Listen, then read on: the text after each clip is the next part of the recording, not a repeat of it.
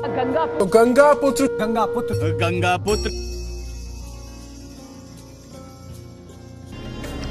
का न मुझे किसी ने भेजा है, न मैं यहाँ आया हूँ। मुझे तो माँ गंगा ने बुलाया है। गंगा की गोद में सवार होते हुए प्रधानमंत्री नरेंद्र मोदी। यही तो प्राचीन काशी का आधुनिक सनातन अवतार है। काशी के आधुनिकीकरण को देखकर लगता है कि काशी जल्द ही क्योटो में तब्दील हो जाएगी। माँ गंगा का जल भी अब निर्मल हो रहा है।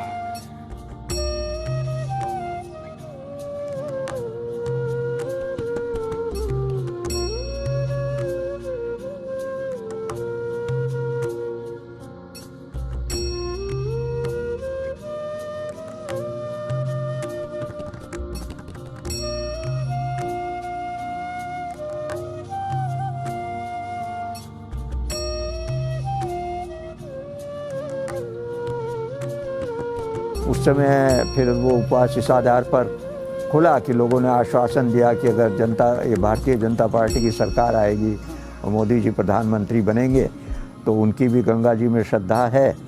और शुरू में जब उन्होंने बनारस में कहा कि मुझे तो गंगा माँ ने बुलाया है और अब हमें गंगा माँ के लिए करना है, और फिर गंगा जी के लिए अलग मंत्रालय बनाया, रिजुविनेशन शब्द का उपयोग किया। तो रिजुविनेशन नवीनीकरण नहीं होता, रिजुविनेशन तो पुरानी स्थिति को पुनर्स्थापित करना होता है। लेकिन कोई ऐसा काम तो उसके बाद से हुआ नहीं कि जिसमें रिजुविनेशन की बात हो। मुझे तो लगता है कि अब ये नई गंगा बनाने पर तुले हैं। जैसे नया भारत तो कहते ही हैं, तो भारत, मुझे तो लगता है मैं नए भारत में भी नहीं रहना चाहूँगा, पर कम से कम गंगा जी को तो नई गंगा बनते हुए मैं नहीं देख सकता।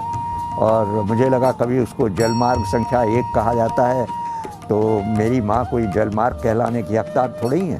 मैं तो गंगा जी को माँ मानता हूँ। सरकार पूरी तरह से धोखा दे रही है और विशेष रूप से मोदी जी धोखा दे रहे हैं। मेरे प्राण तो, क्योंकि आपको पता ही होगा मैंने घोषणा कर दी है कि अब मैं पहले नवरात्र से, मतलब 10 अक्टूबर से जल भी छोड़ दूंगा पूरी तरह से। और मेरा कोई ये विचार नहीं है कि मैं किसी प्रकार की ड्रिप या वो एक्सेप्ट करूं। और ऐसी स्थिति में संभवतः दशहरे से पूर्व मेरा प्राणांत हो जाएगा। पर मैं ये तो नहीं मानता कि गंगा जी के लिए जो प्रयास हैं वो मेरे प्राणांत के साथ उनका अंत हो जाएगा। और मैं मानता हूँ कि गंगा जी युगों युगों तक ऐसी बची रहेंगी जैसी कि गंगा जी रही है। आज दिन की एक और बड़ी खबर आई। गंगा की सफाई के लिए अपना जीवन समर्पित करने वाले पर्यावरणविद जीडी अग्रवाल ने आखिरकार गंगा के लिए अपना बलिदान दे दिया। गंगा को अविरल बनाने के लिए गंगा एक्ट की मांग को लेकर 22 जून 2018 से अनशन पर बैठे पर्यावरणविद प्रोफेसर जीडी अग्रवाल उर्फ ज्ञान स्वरूप सानंद का निधन हो गया है। मैं प्रोफेसर जीडी अग्रवाल गंगा सफाई को लेकर अनशन कर रहे थे। उस वक्त नरेंद्र मोदी ने प्रोफेसर जीडी अग्रवाल के स्वास्थ्य की चिंता जताते हुए कहा था, Praying for good health of Swami Sanand, who is on fast unto death for Aviral Nirmal Ganga. Hope Center takes concrete action to save Ganga. तो मोदी जी को सब पता था 2012 में भी जब ये फास्ट पर बैठे थे।